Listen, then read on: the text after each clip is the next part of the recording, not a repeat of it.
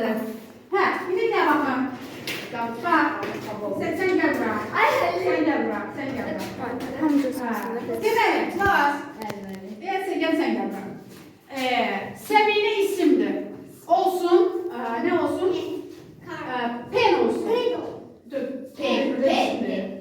Pen. Semine olsun isim. Oldu mu? İsim korkaktır. Tek başına gezebilmir. Oldu mu? Yanında müddət ne daşıyır? Article olacak. Dürdane article'dır. İsmin koruyucusudur. Çünkü isim tek başına gezebilmir. Korkur. Bu ne? Aha. Dürdane article'dır. İsmi hem şu koruyucu hem şu onun yanındadır. Oldu. Şimdi.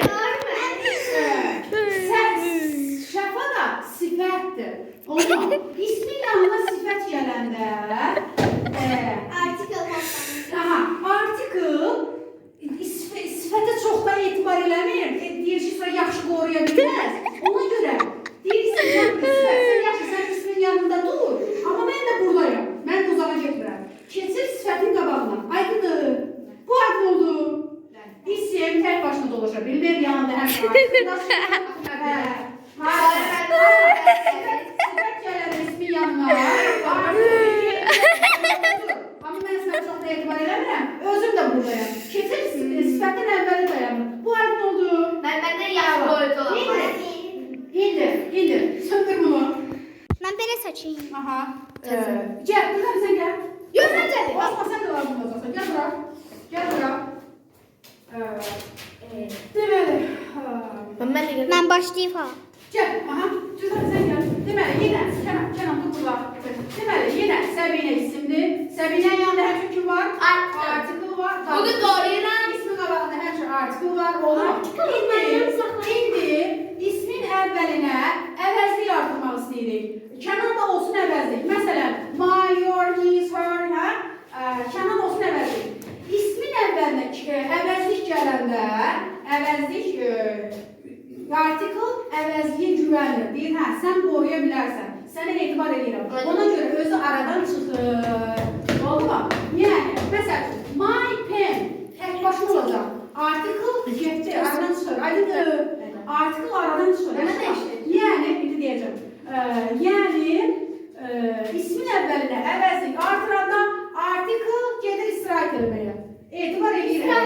Aydındır. Yəni, my pen olmayacaq. Dürdane burada iş yoxdur. My pen olmayacaq. My pen kifayətdir. Əvəzlik ismini qoruyabilir. O əvəzlik harcamıştım. Ben o şeyde neyse. Bir de kızım, kulağa bas. Yine isimdir. Dürdane gel. Teziniz Artık istirahat edeceğim.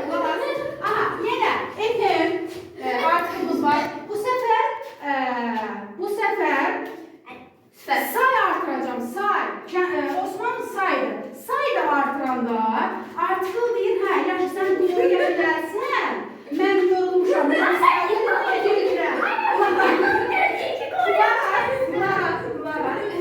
Qulaq. Say onu qoruya bilər, amma çox da güvənmir deyə. Deyir, mən sənin yanına cəm şəkilsi qoyacağım. Cəm şəkilsi. Mən gedirəm, sən gedirəm. Deməli, ismin əvvəlinə say artıranda article gedir.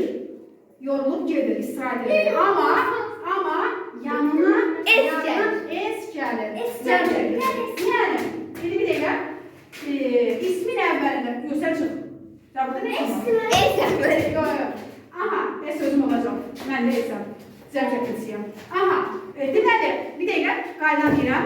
İsmin əvvəlinə say artıranda article atırıq. Yenə article Es atırıq. Amma es olur. İsmin əvvəlində say olanda ismə es artırır. Oldu? Ben es gönderdim. Çok birden de 2 söyleyeyim. pence. Aydındır. 5 pence. Aydın olur. Kısaca izah edirəm. İsmin əvvəlində mütləq article olur. Article olur. Em article və yaxud da z article da olabilir. Neyse biz em'den anlıyoruz. Ama ismin əvvəlinə sifət artıranda ne baş verir?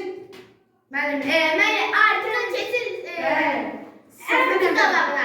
Sonra çok uzağa getmir. Əvəzə gələndə şeydir. Artık Sağ gelen olur. sağ gələndə də mənim. Yenə artıq gedir gəlməyə. Mən Aha. yanlış etsin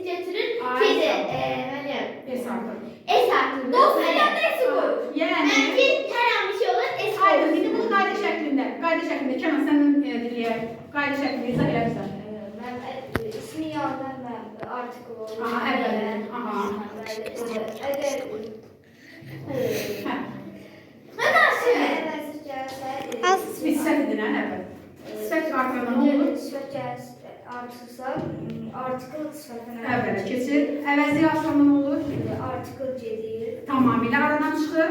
Əvəzlik güvənir. Aha. Bəs say artanda nə olur? Say artıranda